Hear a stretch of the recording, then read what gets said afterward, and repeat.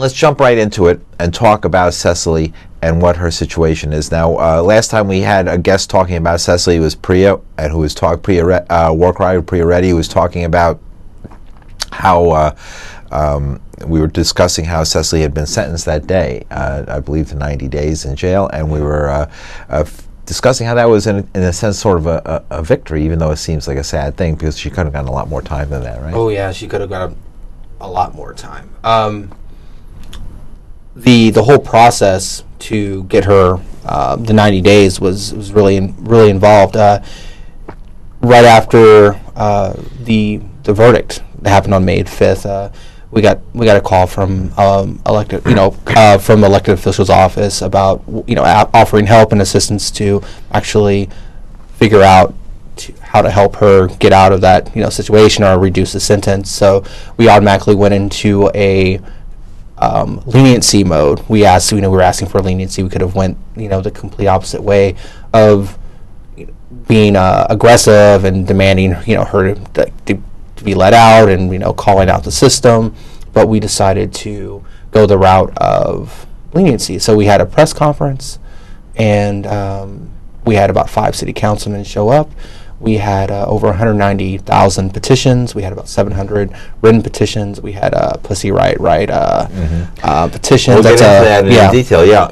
Very interesting. So you went on the mode of basically asking the judge to be lenient in a sense. Correct. Right. And now, Pussy Riot. Who is Pussy Riot? Tell people who that is. They might know. Pussy Riot, it's actually a feminist art collective that's based in Russia. Nadia and Masha, they were two political. They were two members of that group. I think now there may be a bit of an issue with them claiming that they're a part of them now, but at that time they were part of that collective, and they went in. Had they done time in jail themselves? Yes, they were in for 21 months. 21 months for protesting.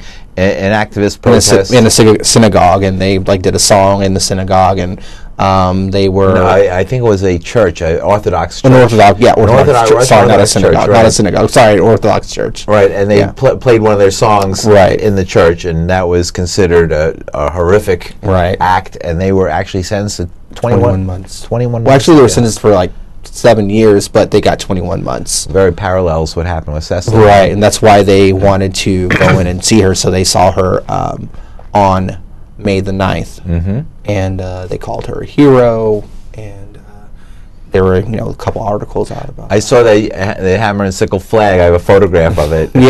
But over the sickles, the circle A was written on it, and it says free, and it had human socialism with a human face. It says socialism without oppression. So, it's on the flag. So they left that as sort of a thing to remember them by. Very good. So great, they were there. And so who were some of the other folks who wrote letters? Or Spike Jones wrote a letter. I mean, there were a couple other bands that wrote letters. Of course, her family wrote letters. We all wrote letters.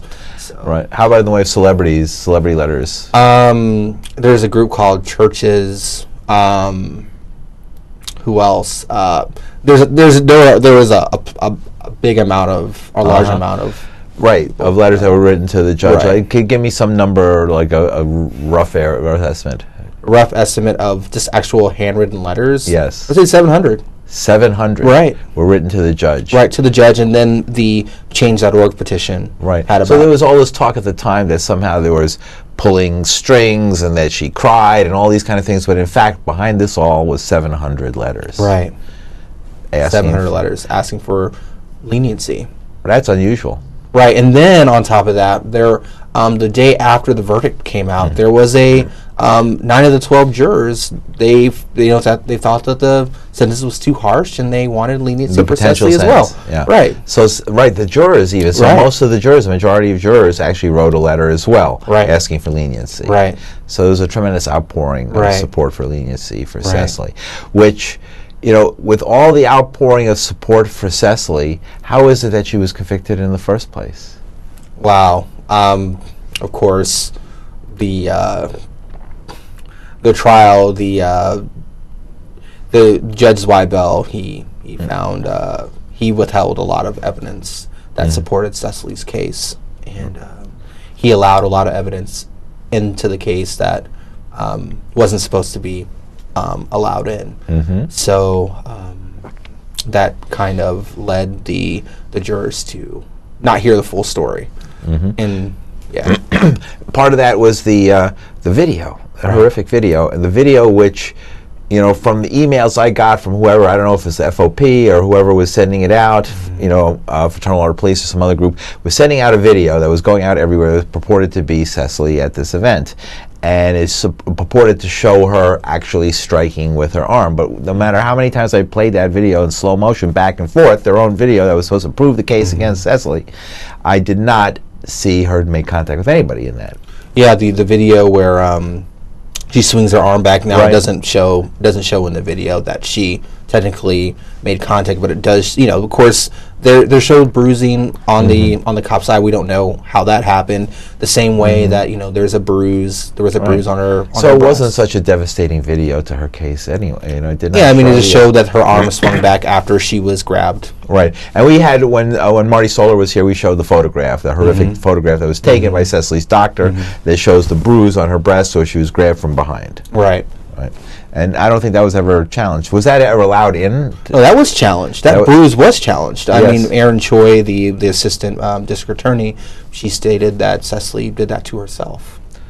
She basically, it was victim blaming. That would you know, the bruises all over her body. Erin Choi that said that Cecily did it to herself, and it's a shame that, you know, that was even brought up.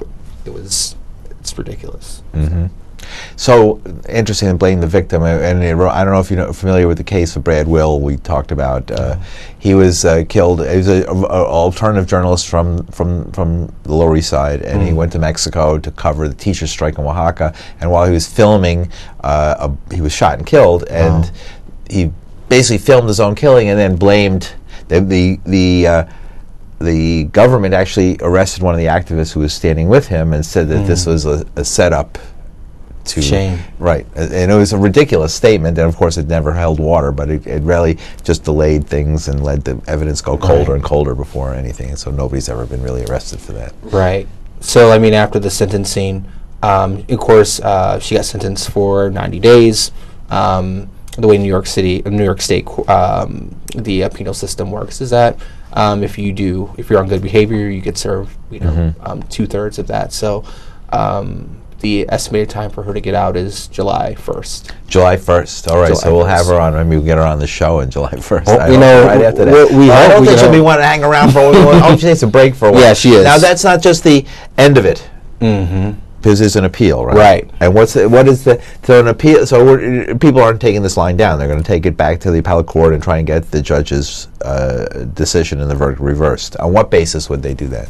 Well, there were 5, as her lawyer Marty Stoller stated, there were 5 errors that were made, or more errors that were made in the in the case. I mean, the biggest one being, I can just talk about the biggest one, is that there was a missing witness charge. So the police officer, Officer Bovell, said that he interrupted another female officer who was talking to Cecily beforehand, and this same female officer actually was involved in Cecily's arrest, but that police officer was never found. That police officer, there's no information. They searched for this officer. They brought a district attorney, paralegal in, and they asked that paralegal if they were able to like produce this witness, and they were never able to do that. So that police officer could have really this might even have to go to trial if they could have produced that witness. Is essentially a he said she said. Right. So this would have added another voice which would have told the story, and which would, of course, supported Cecily's point of view, right? Right. Interesting.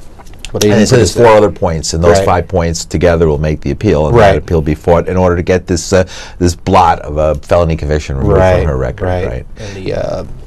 And the probation of 5 years. 5 years probation and a fine, $5,000. No, there was not a fine. There was not a fine. Not a fine. Although the district attorney asked for a $5,000 fine, but the judge did not impose a fine. Right. That's interesting. Right. He could have done that. Right. So, but 5 years probation is sort of standard in these kind of things, right? And Well, yeah, I guess that's my understanding in New York. Especially if they give you a lower sentence than they might have for some reason like this, they'll stick on the probation as right. as the cover. Yeah, from my understanding, the judge, even before the trial, he let Cecily know that if she was found guilty, he would actually sentence her for longer than the mandatory minimum of 2 years. He asked for, he said, if you don't take a plea, we're going to send you for 3. He's going to, sentence her for 3 years. So the recommendation came from Cy Vance's office in Manhattan DA. So we feel that a lot of the political pressure that we put on, to the city councilmen, the 190,000 Change.org petitions, the 190,000 people signed a petition. Yes, stating, for freedom and leniency for Cecily. So now we're talking 190,000 petition signatures, which are turned over to Cy Vance. Right. 700 letters asking for leniency sent directly to the judge. Right. And Cy Vance, they both got them. Right. So that's interesting. Now, how about Cecily? Is she getting any letters? I hope she's getting. Oh yeah, she's getting letters. We actually last week had a letter writing. We had a letter writing workshop. And, there's other things I want to talk about, but this is so important, right? Can we put the graphic on the screen with the address to write to Cecily? Here it is. Cecily's Rikers Island address, Cecily McMillan, book and case number 3101 400-431, Rose M. Singer Center, 19-19 Hazen Street, East Helmhurst, New York, 11370. I'm going to leave that out for half a minute for folks to write it down. Now, my guest, Stan Williams, has been on the committee to help Cecily. Can you tell us, Stan, what are some basic guidelines of letters that are written to a prisoner?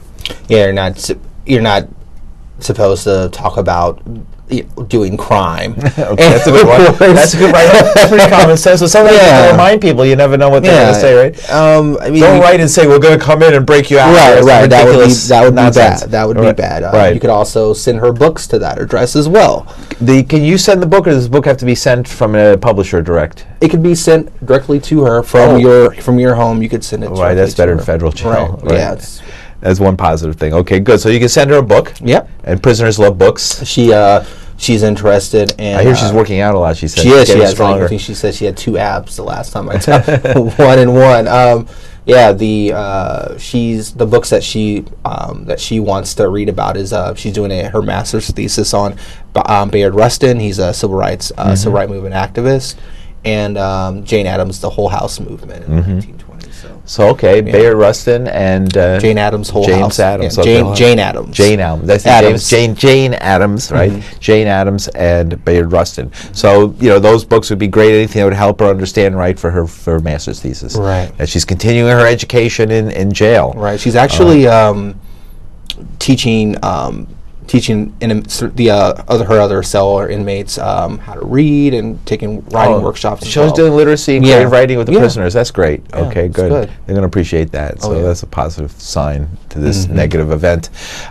So good. And so be cool. We'll just write and keep it simple and say how much you like her, miss her, and want to see her back on the street. And that'll perk her up and make it easier for her to survive throughout this month into the middle of next month. So hopefully she'll be out in the streets with us again. We'll have her on this air after she takes a break anyway. Yeah. All right, Stan. So let's good. So we'll get back and we'll play. We'll show the video in a moment. I mean the address for writing Cecily again before the end of the show.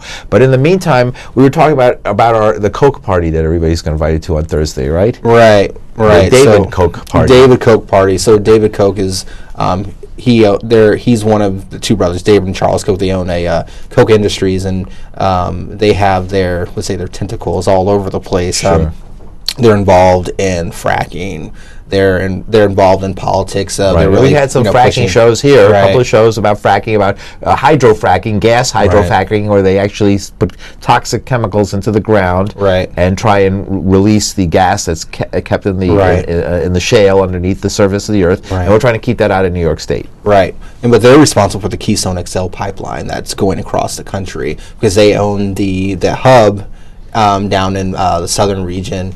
And so they want to build that pipeline through America so they could profit off of. And that's a gas pipeline. That's a gas pipeline. Wow. Right. So, okay, again, and very dangerous. We've discussed how these natural gas pipelines are very dangerous. They're sometimes really a ticking time bomb going through people's communities, and when they explode, they have a tremendously damaging effect. And the fracking that goes into finding the gas that's fed into the pipeline is, the more demand, obviously, the more searching for gas, the more fracking to make more gas and to send it. And we had another show a while back on Ukraine, and we talked about how the United States wants to sell this gas. In other words, this isn't to they say, oh, this is to keep us so we're not dependent on foreign oil. But in fact, they want to sell it to Europe in order to replace the gas that they're hoping will no longer flow from Russia. Right. So it totally has nothing to do with heating our homes and providing us with gas. Right, but also they're a big player in on the right, the far right Tea Party. They donated to Tea Party. They have a collective wealth of $99 billion. $99 billion. Like $1 billion, $99 billion on the wall. Right. Take one down, right? Pass it around, $98 billion, right? Oh my God, $99 billion. And then what do they want to make it up to around 100? Well, of course. I mean, they're right. That's the goal. So we got to round that up to a clear 100. All right. So they do finance. They were a major in financing. Campaign changes in the campaign laws to allow unlimited amount of donor funding. So that's what they're to increase their power in the political realm, and they're conservative. But say the conservative logic, they're totally they want to push that agenda. So what's going to happen on Thursday? This coming Thursday? So it's actually going to be what we call a Coke party. It's going to be outside of 740 Park Avenue, which is the richest actual building in America. The collective wealth of the people who live there, it makes it the richest building actually in America. So we're going to have popcorn, we're going to have a protest, we're going to have a film of Citizen Coke there outside on the wall of their building, and it'll go from about 6 to 9 p.m. 6 to 9 p.m. Thursday at 740 Park Avenue. And that's at 79th 79th Street and Park Avenue. And folks will be there at 6 p.m. on Thursday until 9. So everybody's invited down to have a Coke party with the Koch brothers. All right, good. So and we'll announce that again later on. Sure. Is there a website where people can get more information? I don't know. Right. For Cecily, by Cecily for Justice for Cecily. Justice FOR Cecily.com. JusticeForCecily.com to find information and to look up the address to write her in Rikers or other information about the case as well. All right, so good. So the Koch brothers thing is coming up. All right, now. Stan Williams, you've been an activist, you're a labor activist, and you've worked in Occupy Wall Street as an organizer. What's up with Occupy? Everybody's saying, what happened to Occupy? Is Occupy still with us? I mean, is it going to come back to life at some time in the future? I don't know if the Occupy movement, as we saw, taking space in a park, I don't know if that's going to happen again, but the people like myself who've left the park, we are going and working in the community. There's a lot of tenant organizing going on in, say, Crown Heights and Sunset Park, and there's low-wage worker organizing that is happening all around the city. There's anti-fracking actions. So, people are going back with the connections that they've met, the network that we've met. I mean, Occupy Sandy happened. I mean, that was tremendous. That was quite an amazing thing that happened with Occupy Sandy and others too as well, because the Rainbow Family, different people were involved in doing and coming and reaching out and helping people who were impacted by that. And of course, Occupy Sandy was a major part of that. And even Occupy's great rival, the mayor Bloomberg at the time, even he at one point I think thanked Occupy for the work they did. I mean, de Blasio, I think it was yesterday, one of the coalitions in Staten Island that had a big push the big push to actually help the work there in Staten Island. They gave $411 million to that fund to actually continue the building infrastructure of Staten Island. So it's I think the government, they recognized the work that Occupy Sandy did in actually helping people. So they wanted to give that money to that organization to actually continue that good work that they're doing. And it was actually the work that you were doing. Because mostly, when you took the park over when Occupy, we were all there in the park for those 2 months. Of course, there was a chorus of criticisms from the Post and different, right-wing conservative sources about like the ne'er-do-wells who came there and the different problems that happen when you create a city out of nothing in an open park in New York City. And then when the officers and the police were sort of contributing to the chaos, sending there.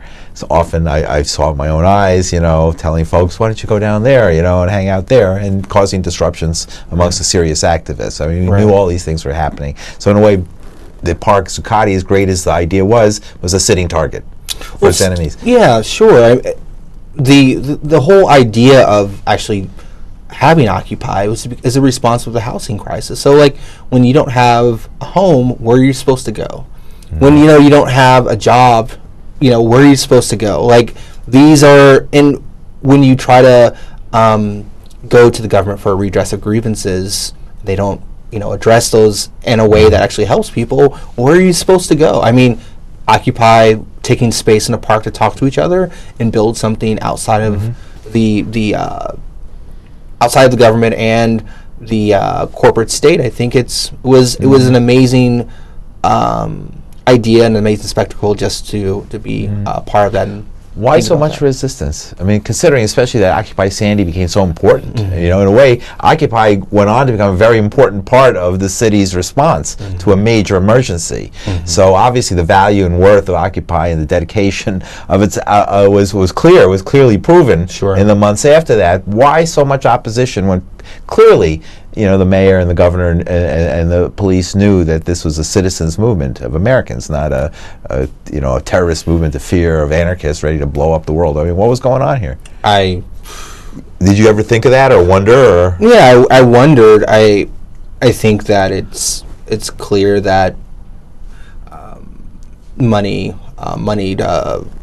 interest, like Wall Street, they didn't like the rhetoric that people were saying. Banks got bailed out, we got sold out, and of course they have influence. Bloomberg, he's a billionaire as well, and they have access to the NYPD. It's just like another arm of these corporate interests, and they decided they didn't want to have that around anymore. Although there seemed to also be some support. I mean, I saw plenty of guys in suits and ties walk up, and plunk down, a couple $100 and buy some pizzas for everybody and help people out and stuff. So, and then I've talked to many people who work even in the finance, and many people are disgusted by how things turned out. It wasn't supposed to be that way, Sure, and it's still going on now. Right, with the game plan. I mean, what does that have to do with financing the construction of important projects, or any of the things that Wall Street's supposed to be doing, if what you're really doing is stealing money from the poor, from poor people, through these mortgages and what have you, right? Right. So obviously, even any person with a conscience would be somewhat disgusted by what really happened. Right. So the after the sentencing, the day after the sentencing, we went to a budget hearing for the NYPD. And we wanted to just see, and it was also Cy Vance in the DA's office. So we wanted to just figure out, because one of the city councilmen were going to speak about Cecily at the budget hearing. So he spoke for about 30 seconds about Cecily, but the biggest thing that we found out was that the NYPD budget every year is $4.7 billion. They get that amount, and at that time the city council there. Are you opposing that budget? The budget? Yeah, I mean, $4.7 billion, or the increase in the budget that the police are demanding. Well, I'm not going to say I would oppose that budget. I just think that there should be more transparency in that budget, as other city councilmen stated. $2.9 billion of that is on one line item, and these are what city council. What's that one line? Line item is this one line item isn't even there's no transparency within that line item, so no one knows except for the NYPD of how that $2.9 billion is. It's just spent. We're going to give you $2.9 billion. We're going to give you $4.71 billion, and then 2.9 of that where you don't have. It's classified. Well, essentially. And where does the police get off classifying data? That's a federal. I don't know if it's classified, but they just haven't been able to make that information known. Okay. We don't know. Almost $500 million is spent on police overtime. And now the big piece of this new budget is the city council they're wanting to add 1,000 more police officers to the police force. And you're not opposing that, though? No, I think that if the people in the community they want the 1,000 more police because they're going into low income housing. There's been a lot. The violent crimes are down, but domestic violence is on the rise. Right. These are basically crimes of poverty. These are going up. So people in the communities, and I'm who am I to say that we don't need the extra police, but at the same time it poses the question that what would a better system look like? Why couldn't that $25 million go to more community programs or job placement programs or scholarships for kids or for any just to help build that community up instead of having more police in the building? But so there is a public hearing where the general public can speak out on Friday. Okay. By the way, so the public hearing is Friday. Where is that going to be located? At City Hall at 3. City Hall. Yeah, 3:30 p.m. 3:30 p.m. on the steps this Friday. Well, actually, not in the steps, but on the inside. In the inside, right. So to let yourself in there and to speak out at what you might think about this and to become part of the solution, right? Right. All right, welcome, Stan Williams. Thank you so much for coming on. No Let problem. Them talk. Here's the address, by the way, on the screen again. Cecily's Rikers Island address. Everybody's encouraged to write Cecily McMillan at this address with this number at this street in East Elmhurst, New York, which is actually Rikers Island, and just be light and be helpful and help keep her spirits up as she finishes her sentence. Right. Thank you very much. Thank you. All right.